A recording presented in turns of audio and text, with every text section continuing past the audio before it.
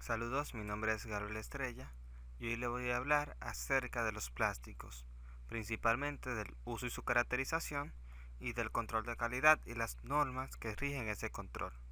Bien, el plástico. A medida que los seres humanos han utilizado este material, se han dado cuenta de las grandes ventajas que tiene el mismo. Es un material barato, permite reducir los costes de fabricación de muchos productos, tiene una vida útil muy larga y resiste a los cambios químicos del medio. Uno de sus usos principales es la fabricación de envases. Estos envases se pueden utilizar para almacenar líquidos o para alimentos sólidos.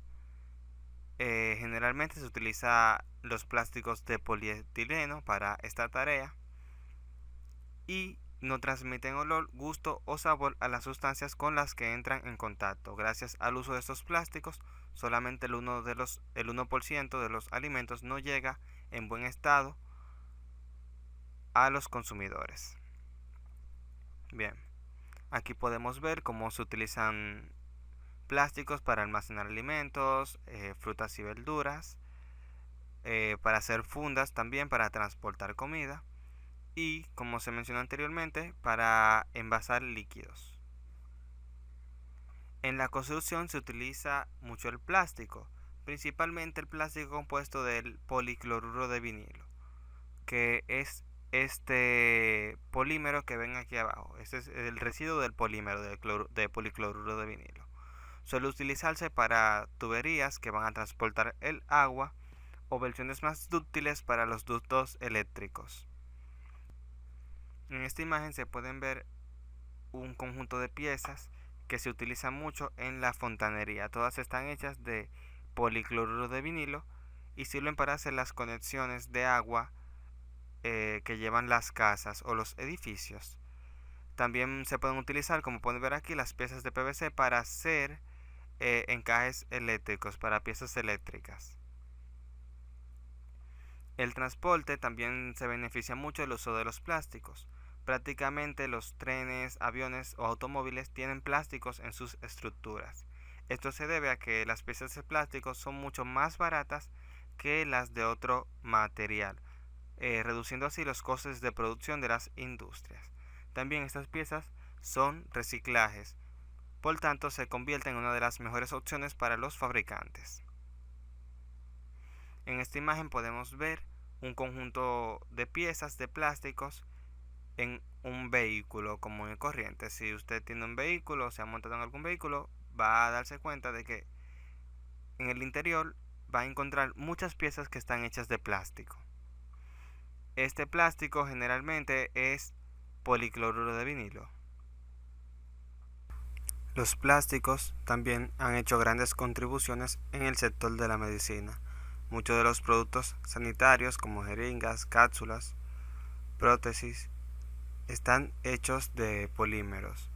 Por ejemplo, las camillas están hechas con policloruro de vinilo u otros polímeros con alta resistencia y las jeringas están hechas de polipropileno al 100%, ya que este material no reacciona con los medicamentos que ingresan en las jeringas. También, como se puede ver en esta imagen, los plásticos se pueden utilizar para hacer prótesis, como se puede ver, para los empaques que llevan los sueros. Las camillas también están hechas de plástico y algunos dispositivos electrónicos utilizados por los doctores. La electrónica no se puede concebir sin el uso de los plásticos. Estos sirven para proteger los circuitos de agentes externos. Además, poseen una capacidad aislante. Hacen que las comunicaciones sean más sensibles ya que no interactúan con las ondas de radiofrecuencia. Estos dispositivos, por ejemplo, como bocinas, teléfonos celulares, aires acondicionados, están hechos en su mayoría de plásticos. Pueden ser versiones de policloruro de vinilo o de polipropileno. En la electrónica también se utiliza mucho la baquelita. La baquelita es un plástico compuesta de un fenol y que lo hacen reaccionar en medio básico con un formaldehído. Este contiene una capa de cobre que sirve para diseñar los circuitos y en él se imprimen prácticamente casi todos los circuitos, las computadoras, los televisores, los radios, tienen una placa de baquelita en su interior. También el Polymer Thick Films es un polímero que es bastante maleable, bastante fácil de doblar y por tanto se utiliza para hacer las conexiones de procesadores. Si un dispositivo electrónico tiene un procesador, es muy probable que también tenga este polímero en su estructura. Aquí se pueden ver algunos de los polímeros mencionados hasta ahora. Aquí tenemos el polietileno, el policloruro de vinilo, los policarbonatos que se utilizan generalmente en vehículos, los acrilonitrilos butadienos estirenos que se utilizan para hacer pegamentos, las resinas epoxis que también se utilizan para hacer pegamentos, el polipropileno, el óxido de polifenileno que se utiliza para hacer termoplásticos que soportan hasta 400 grados centígrados de temperatura antes de llegar al punto de ignición, y tenemos poliamidas que también se utilizan para plásticos, principalmente para la construcción de ropa mediante el uso del nylon. Control de calidad de los plásticos. Antes de utilizarse para uso comercial, los plásticos deben pasar por diferentes pruebas, ya sean químicas o físicas. Estas pruebas se hacen en dependencia del polímero utilizado y el fin para el cual va destinado el plástico en cuestión. Las principales reglas se dedican al plástico que se va a utilizar en la industria alimenticia o en la industria farmacéutica. En este caso, se debe de confirmar la pureza del plástico, sus propiedades químicas y físicas, en dependencia de los polímeros utilizados. Generalmente las pruebas se realizan a envases de polietileno tereftalato, de polietileno, de policloruro de vinilo y de algunos tipos de polietileno de alta densidad. Aquí, por ejemplo, tenemos la estructura del polietileno tereftalato, que tiene un tereftalato aquí unido a un polietileno y las estructuras del polietileno y el policloruro de vinilo. ¿Cómo un plástico se caracteriza de alta densidad o de baja densidad? Bueno, esto se debe a cómo se organizan los polímeros, cómo se construyen. Por ejemplo, si tenemos cadenas poliméricas, vamos a suponer que esto es el polietileno, aunque puede ser cualquier polímero. Si el polímero se prepara para que no tenga casi ramificaciones, el plástico será de alta densidad.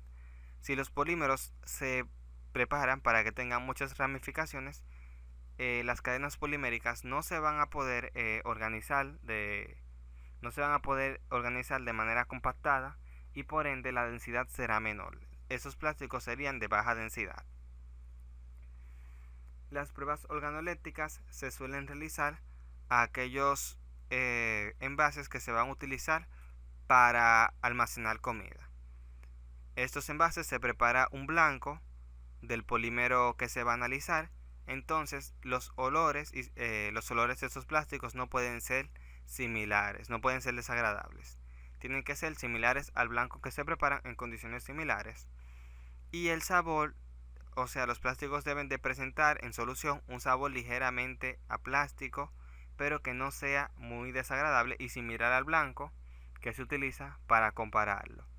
Estas normas surgen de las normas AFIDRO, que son las normas de las industrias farmacéuticas. Entre las pruebas físicas son muy diversas. Las de interés para esa exposición son principalmente las de dilución o en las que se somete estrés físico al material que se va a analizar. Hablaremos ahora de las pruebas físicas. Tenemos las pruebas de flotación, donde se pone el plástico en un solvente adecuado y dependiendo de su densidad se determina si debe flotar o no en dicho líquido.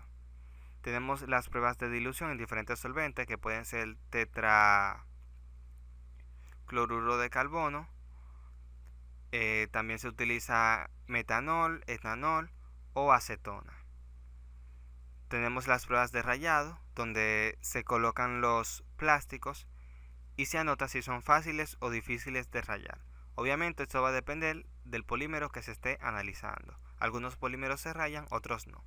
También tenemos las pruebas de presión, donde se llena lo más posible de aire el envase de plástico a analizar hasta que el mismo explote, midiendo cuál es la presión interna máxima que puede soportar. Entre las pruebas químicas generalmente se hacen las pruebas de combustión.